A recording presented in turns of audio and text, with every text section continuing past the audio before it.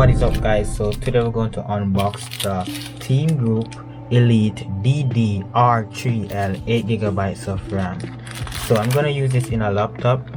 You can only use it in a laptop. Clearly it's a laptop memory and it is 8GB, so this will be a big upgrade from like 4GB. So let's go ahead and pull it.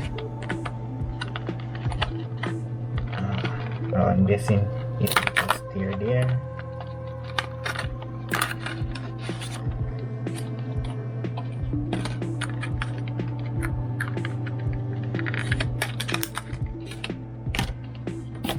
Here I'm guessing you have the warranty and the manual, I'm guessing right here.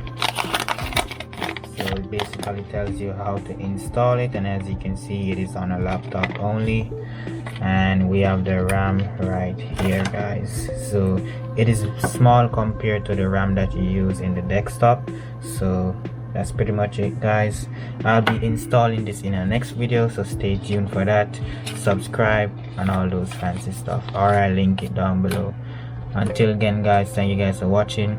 If you reach the end of the video, you definitely like the content, so please consider subscribing to this channel for more videos like this. I'm out.